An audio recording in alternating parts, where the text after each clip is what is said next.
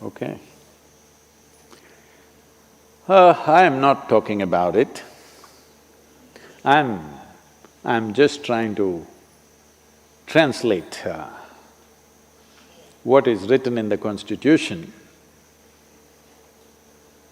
as to how any spiritual, or if you want to call it religious spaces, should be managed or run. The fundamental rights in the country and in most parts of the world, almost every democratic nation, everybody can run their spiritual and religious institutions the way they want. Those who want will go there, those who don't want will not go there. So should a particular community come back, this issue of only one community should be inside the temple, I think we have settled it with the Dravidian movements. Communities were formed on the basis of profession. If you're a carpenter, you're one kind of achari. If you're a goldsmith, you're another kind of achari. If you're a blacksmith, you're another kind of achari. If you're a trader, you're one kind of vaishya. If you're an agriculturist, you're another kind. If you're a ruling if you're a militant class, you're one kind. So based on professions, communities happened over a period of time. It is not that there was no transmigration, people could go. It is over a period of time where, unfortunately, people will perceive differences as discrimination and use it as a tool of exploitation. So if the Hindu temples, if you're saying, I'm saying they must be liberated. Hindu temples must be liberated because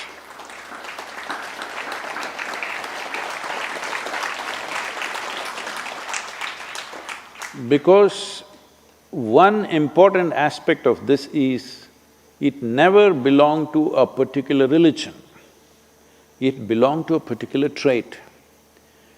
Devi temples are made one way, Shiva temples are made another way, Krishna temples are made another way, Vishnu temples are all in one way, Brahma temples in different ways, and all the different kinds of Devis, they are made differently. These were all energy centers established for different purposes.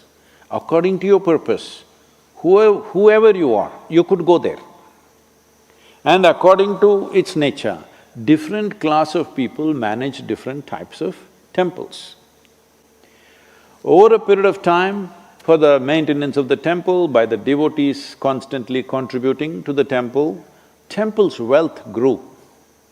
As the wealth grew, slowly certain communities tried to kind of dominate that because there was so much money and so much wealth, so naturally certain people dominated that. Well, in the British era, you must understand this, the Hindu temples were not taken over by the British Empire. It was taken over by a corporate called East India Company. A business took over the temples. Why was… you think the business was interested in your religion? No, because they saw there was so much wealth, they decided they must take it. In 1840, because these temples were managed by the English people, resistance rose in the Christian community, both back home for them and also here, that Christian men are managing pagan temples and we cannot condone that. So they decided to hand it back. By then they had shaved off all the jewelry, this, that. They couldn't take the land to England, so they took only what could be moved. Some temples escaped this, most temples lost their gold and diamond and everything that they had in huge quantities because people went on contributing. Only when some emergency like a famine or something came, it was for the temple to decide how much it should spend on those situations. Anyway, that's a history thing. Now if we release it, should the Brahmins come back? Not at all. There was a time where if you had to be in the army, you had to be a Kshatriya. If you have to be in the temple, you had to be a Brahmin. Well, as you know today, you can join the Indian army, no matter what caste, creed or religion you are. So similarly, the same should happen to the temples. The only thing is the necessary training. So we can open up institutions which will do the training. So it doesn't matter what religion or caste you are, you should still be able to serve. Similarly, we must establish institutions where we will train people what should happen in a Shiva temple, what should happen in a Krishna temple, what should happen in a Vishnu temple, what should happen in a Devi temple.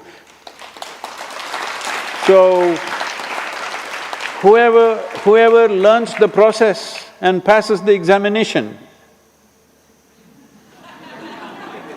they will run the temple. Well, right here at Isha Yoga Center, this is a classic example. Here the Bhairavi Devi, a stringent training process, because this has a certain level of ritual involved. Only women can do it. Men are only in the outskirts of the temple. They cannot go in because that's the nature of the consecration. Here in the Dhyanalinga temple, 1/2 of the month, the lunar month, men manage it. Another half of the lunar month, women manage it. But they're all brahmacharis, both ways. They're all ash people, because he is ash. It is beyond the 12 number, he is like that. Now there's a Kala Bhairava temple coming up. You will see there will be totally a different breed of people managing that. Yes, because that serves not only the living, that is built to serve the dead. So that needs a completely different kind of involvement, different kind of competence to manage that. And even in terms of who comes into the temple, see here, people of all kinds of religions, caste, creed, everybody is coming, nobody checks who is who, because we are not interested who your father was, we are only interested where you want to go. This is the fundamental of democracy, I'm telling you. The fundamental of democracy is, we are not interested who your father was, we are only interested who you are. That's democracy. That is the basis of spirituality. We don't care who your father was or your grandfather was, whatever he might have been. What are you? Where do you want to go? This is all the concern of a spiritual process. So temples were not places of worship. Temples were not places where one man leads the prayer and everybody follows what he says. It never was. Priest only conducted a process. He's just there to facilitate. He's never ruling the place. He's never dominating the place. He's never giving a teaching. Nobody ever gives a teaching or philosophy or any kind of stirring up of the society. This is very important for the future of the world. So do not just call them Hindu temples. They are really temples where human beings can transform themselves. Human beings can nourish themselves for their inner development. So, right now, I'm saying even mosques and churches and everything should become like this. Let us say I like one aspect of what they're doing in a mosque, why can't I go there? No, it's all segmented now. You can only go here, they can only go there. Fortunately, we've changed this completely. Here, there are a whole lot of people coming. Many ladies coming, burqa-clad ladies, they like Dhyanalinga, they like to sit there. Bhairavi is probably too ritualistic for them, they just look like this and go away. But they like Dhyanalinga, they come there. Many come only for the Tirth Kund, the Surya Kund and the Chandra Kund. It is fine with us. We don't force anybody to go here. This is a certain kind, this needs a different kind of involvement, that needs a different kind of involvement. As long as a human being is willing to follow the basic norms for which it is set up, basic purpose for which it is set up, and basic norms which facilitate that purpose, any human being should be allowed not only to enter the place, also to be in the sanctum. If somebody who is born as a whatever nonsense, high caste, low caste, Hindu, Muslim, Christian, Jew, Sikh, whatever, If they are drawn to a certain aspect and if they are willing to go through the necessary preparatory steps, today it can be established as an institution. You must understand, what was institutions has all been painted negatively as some kind of caste system. Now, institutions which trained blacksmiths have become blacksmith caste. It's an institution. Unfortunately, somehow the goldsmith people started propagating that goldsmiths are superior to blacksmiths.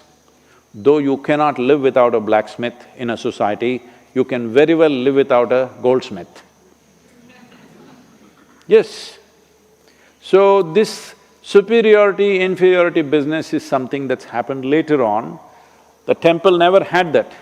See, temple means it is trying to make a certain dimension of life which is crossing the boundaries of one's physical nature, available to people, available for people to experience that dimension. If you cross the boundaries of physicality, you have crossed all boundaries and divisions that you have created in the world in the name of caste, creed, gender, nonsense, all kinds of nonsense. We have… see, all these things have happened in many temples. They don't allow foreigners. See, there was a time where in India there were boards, Indians and dogs are not allowed into this place. So in reaction, you put it up in your temple, foreigners not allowed. This was your little reaction. And also it was true, people came in just to desecrate the temple. They come and… there are any number of incidents where they come inside and they want to spit in the temple, any number of incidents where intentionally they want to urinate in the temple. Those were the times of occupation. That is gone. Today, if somebody who is not born in India wants to come into the temple, they're coming in because they genuinely want to come, not to desecrate it, not to dishonor it. They're really coming because they want to experience it. So, nationality, gender, caste, creed, nothing matters because this is a dimension. Temple is a dimension where you transact with that which is beyond your physical nature. This is open to every human being, not only for management, not only for use, also to be in touch with the sanctum sanctorium. It is open to everybody. I would like to see that there used to be… there were mass here who are African in origin. Now there are people from all over, some from United States, some from India. I would like to see every kind, maybe Chinese, Japanese, this, that, works, everything. It's important. This is important not just for the temple, this is important for humanity that without discrimination, everybody can aspire to grow, everybody can aspire to touch dimensions beyond the limitations of who we are right now. This is the reason why I'm asking for liberating the temple for government clutches, because they're still hanging on to a nasty part of the history which was there. It's time to eradicate that and build a grand future.